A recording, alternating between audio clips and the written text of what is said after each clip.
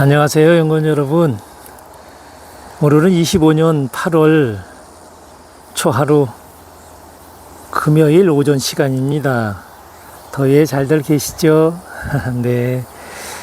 오늘은 세 번째 말씀을 드리죠. 무소유, 농업의 본질, 이런 것과 건강, 이런 것을 말씀드리는데, 오늘이 그 마지막 시간으로 세 번째 이야기, 자연의 구조, 우리 삶의 공부, 그리고 무소유의 영혼학까지 제가 이 시골에서 공부한 대로 한번 말씀을 드려보겠습니다.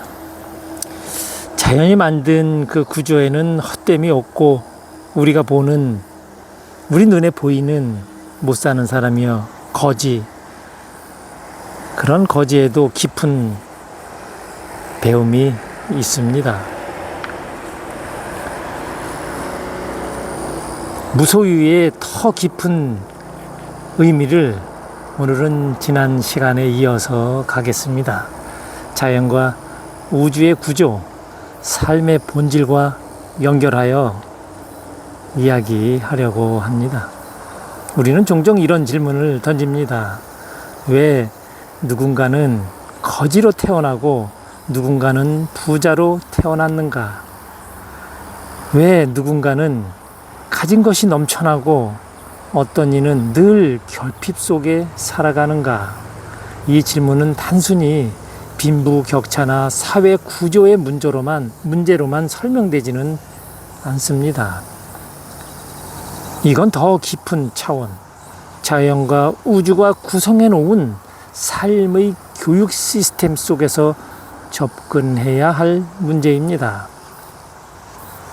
길을 가다 보면 쭈그려 앉아 통량을 하는 거지를 봅니다. 우리는 잠시 멈춰 서서 동전을 꺼내고 조금의 죄책감 또는 우월감으로 그를 지나칩니다. 그 순간 질문이 생깁니다. 나는 왜 이 사람 앞에 서 있는가? 이 사람은 왜 지금 내 앞에 이렇게 존재하고 있는가? 자연은 의미 없이 존재하는 장면을 보여주지 않습니다. 거지가 우리 앞에 있는 이유는 우리가 무언가를 공부하라는 뜻이기 때문입니다. 어떤 사람은 돈을 주며 자기 마음이 넉넉함을 느낍니다. 또 어떤 사람은 그를 외면합니다. 또 어떤 이는 그 앞에서 나와 이 사람은 뭐가 다를까를 고민합니다. 이 차이가 바로 영혼의 공부, 깊이의 차이입니다. 우리는 살아가며 수많은 자연의 구조를 마주합니다. 사계절의 순환, 생로병사의 흐름, 씨앗의 시장 속에 나오는 그 새싹, 자연의 원리, 이 모든 것은 단지 생태 현상이 아니라 우주의 영적 교육 커리큘럼입니다. 거지는 구조 안에 배치된 하나의 상징이죠. 부자도 마찬가지입니다. 어떤 이가 돈을 많이 가졌다면 자연은 그에게 그만큼의 배움의 과제를 안긴 것입니다. 그 물질을 어떻게 사용할 것인가? 그는 불을 어떻게 나눌 것인가? 그 힘을 어디에 쓸 것인가? 그가 제대로 사용하지 못하면 그 소유는 오히려 영혼의 굴레가 됩니다. 소유는 책임을 수반하며 그 책임은 선택을 만들고 그 선택은 영혼의 무게를 결정합니다. 그래서 저는 이런 결론을 내렸습니다. 무소유는 결핍이 아니라 책임의 자각이다. 반대로 거지가 가진 영혼의 공부는 무엇일까요? 그는 세상의 냉대를 견디며 비우고 견디고 겸허해지는 법을 배웁니다. 자기 뜻대로 되지 않는 상황에서 어떻게 마음을 유지하고 어떻게 삶을 받아들일 것인가를 배우는 것입니다. 우리는 모두 이 우주의 학생입니다. 부자도 거지도 병든 사람도 성공한 사람도 자연이 배치한 각자의 교실에서 각자의 과목을 공부하고 있을 뿐입니다. 이 공부가 잘 되면 거지는 부자로 다시 살아갈 수 있겠죠. 이 거지를 보고 공부가 안 된 자는 재물이 지금은 존재하지만 조금 있으면 어떠한 일이 벌어져 자연에서 거둬가겠죠. 그 거지를 보고 그 거지에 대한 공부를 못했으면 내가 거지가 돼서 그 일생을 살아간다는 것, 아주 무서운 자연의 법칙이죠. 재미도 있고요. 여기서 다시 무소유의 의미를 되새겨 봅니다. 물질을 소유한 사람을 그걸 나눔의 시대에서 잘 활용하는 시대로 지금 바뀌었다는 것이죠. 잘 사용하여 더 큰 일을 해야 한다는 것입니다. 그리고 지금은 지식의 사회에 비물질을 많이 탑재한 비물질을 소유한 그 질량 있는 사람은 그것에 얽매이지 말아야 합니다. 그리고 그 지식을 잘 사용해서 사회와 나라와 인류에 큰 일을 해야 한다는 것이죠. 이렇게 어떤 사람은 지식을 가졌습니다. 그리고 어떤 사람은 권력을 가졌고요. 그리고 어떤 사람은 따뜻한 말을 할 줄 아는 마음을 가졌습니다. 이런 것도 모두 비물질의 자산입니다. 이걸 내 것이라고 주장하며 남에게 강요하고 휘두르기 시작하면 그건 비물질의 집착이 되고 결국 내 영혼을 병들게 만듭니다. 영혼은 본디 자유로운 존재입니다. 나의 생각도 너의 생각도 옳고 그름을 떠나 모두 경험하고 성장해야 할 과정에 있을 뿐입니다. 그렇다면 우리가 무소유를 실천한다는 건 결국 이런 의미가 됩니다. 상대를 판단하지 않는 것, 상대를 통제하지 않는 것, 그리고 내 영혼조차도 강제로 움직이지 않는 것. 네, 사람들은 이런 걸 두려워합니다. 그럼 아무것도 하지 말란 말인가? 모든 걸 내려놓고 살라는 건가? 그거는 아닙니다. 무소유는 아무것도 안 하는 게 아니라 모든 걸 하되 그것에 휘둘리지 않는 그러한 마음입니다. 저는 농사를 통해 이걸 배웠습니다. 흙은 그 자체로 모든 것을 줍니다. 씨앗을 받아들이고 썩은 풀도 가축의 분뇨도 사람의 발걸음도 모든 것 다 받아들입니다. 그리고 아무 말 없이 조용히 그러나 강력하게 새 생명을 길러냅니다. 흙은 모든 것을 품되 소유하지 않습니다. 씨앗이 자라 열매를 맺으면 그건 흙의 것이 아닙니다. 그건 햇빛, 비, 바람, 미생물 그리고 흙이 함께 만든 결과물입니다. 농사는 무소유의 실천 철학입니다.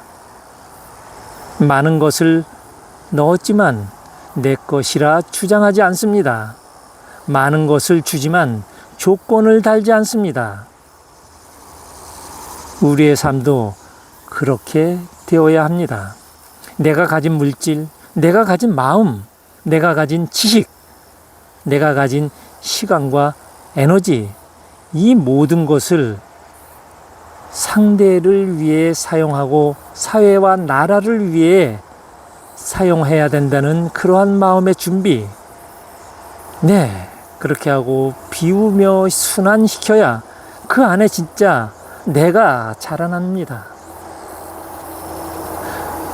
이 나라는 존재는 소유로 완성되는 것이 아니라 무소유로 정화되는 존재라는 것이죠.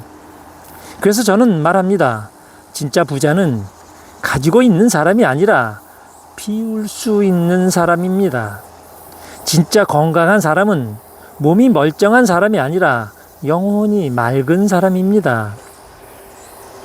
그리고 진짜 자연인은 땅을 소유한 사람이 아니라 자연의 흐름을 읽고 그 안에서 조화를 이루며 살아가는 사람입니다. 네, 오늘의 이야기를 이렇게 정리 한번 해보겠습니다. 자연은 우리에게 구존을 통해 메시지를 준다. 어떤 환경을 말씀드리는 것입니다. 거지도, 부자도, 병든 자도 모두는 하나의 수업 안에 있다. 네, 공부하라는 뜻이죠. 무소유는 가난이 아니라 책임이다. 비물질의 소유욕이 영혼을 얽어매고 고통을 만든다. 흙은 무소유의 스승이며 농사는 그것을 실천하는 도장이다. 우리 모두는 소유보다 순환을 실천할 때입니다. 감사합니다.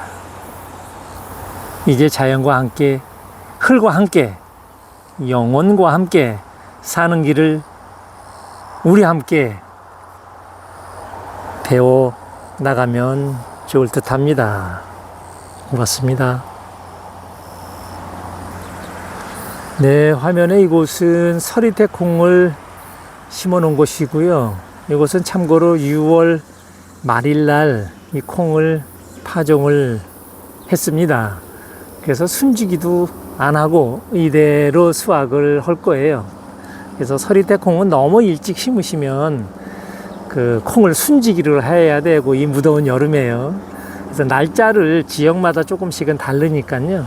그거를 잘 파악을 하셔서 그 순주기를 안 하고 좀 편안하게 농사 짓는 그런 방법을 택하셔도 좋을 듯해요. 너무 일찍 심으면 순을 안 주면 이게 쓰러지죠. 도복이 된다고 그래요. 아직은 태풍이 도착하지 않았는데 태풍의 에너지가 오면 시들리죠. 예, 그런데도 시들리지 않게 하려면 지역마다의 그 씨앗 종류마다의 그 파종 날짜가 있어요. 그래서 콩 같은 경우에는 이렇게 잘 알아두시면 좋습니다. 이곳 제가 있는 곳은 파주인데 파주는 6월 말 7월 초순에 딱 적기입니다. 참고하세요. 밑에는 풀 대신 벼가 자라고 있고요. 위에는 지금 참깨가 자라고 있습니다. 참깨가 바람을 안 들게 재배하고 다수확을 하려면 순을 줘야 돼요. 순 주는 방식에 대한 거는 제가 좀 말씀을 드릴게요. 지금 현재 이렇게 참깨를 보면 잘 보시죠. 꽃이 이제는 맺기 시작하죠. 그러면 꽃이 피고 밑에부터 그 꼬두리를 셉니다. 꼬두리를 세서 하나, 둘, 셋. 그러니까 이파리하고 거의 맞먹게 올라가죠. 이거를 25개를 십니다. 25개. 그리고 나서 위에를 잘라줘요. 그러면 참깨가 굉장히 잘 여물고 바람도 안 맞고 다수확을 할 수 있어요. 그때 순주기 할 때 그때 다시 한번 좀 말씀을 드릴게요. 지금 제가 이렇게 말씀드리는 것은 저는 좀 늦게 심잖아요. 항상 이렇게 모든 분들이 다 일찍 심으시는데 그래서 참고하시라고 말씀을 드린 거니까요. 순주기 한번 해보세요. 실험 삼아 한번 해보세요. 25개에서 적심을 해주면 그 꼬투리 25개에서 적심을 해주면 굉장히 많은 수확을 하고 참깨가 아주 굵습니다. 그리고 바람을 안 맞아요. 네, 참고하세요. 네, 부추는 이렇게 토양을 잘 만들어서 한번 심어 놓으면 굉장히 많은 수확을 1년 동안 해요. 계속 이렇게 수확을 하고 있고요. 물은 이렇게 항상 공급을 해줘서 수분이 축축하게 해요. 그리고 지금은 이제 그 꽃대가 올라오죠. 쫑이 생긴다 그러죠. 그 시기입니다. 그래서 부지런히 비워서 그 쫑대가 올라오면 그거는 또 식용으로 쓸 수가 없어요. 그런데 그것을 그 여러 가지 이유에서 많은 분들이 그 씨앗을 받으려면 좀 놔뒀다 하기도 하고 잘라버리기도 하는데, 그 씨앗 자체도 식용으로다가 쓸 수 있는 것이니까요. 부담 갖지 마시고 그냥 수확을 계속 하시면 돼요. 그게 빳빳하게 먹지 못할 정도가 되면 안 되지만, 그게 연하다 그러면 그냥 식용으로 쓸 수 있으니까요. 그래도 부추는 계속 um이 나오는 이러한 특이성이 있어요. 네. 그래서 부추 수확은 부지런히 해서 이렇게 하시면 된다는 말씀입니다. 오이는 항상 이렇게 축축해야 돼요, 뿌리가. 그래서 이렇게 지금 계속 오이를 수확하고 있고요. 네, 오이 수확은 뭐 너무 많아서 뭐 더 이상 말씀을 안 드리겠습니다. 네, 그리고 지금 이제 야채가 아주 귀할 때죠. 그래서 이제 야채 수확을 이제 앞두고 있어요. 이제 물론 이제 식당에도 계속 따서 가져가지만 이제 좀 넉넉해서 수확을 해서 지금 이제 사회로다가 좀 내보내려고 준비를 지금 하고 있습니다. 오이 넝쿨 밑에 옆에 틈새를 활용해서 또 이렇게 재배를 하고 있고요. 채소를요. 네, 이쪽 반대쪽도 또 이렇게 조금 부지런하면 이렇게 많은 수확량을 할 수가 있어요. 참고하세요.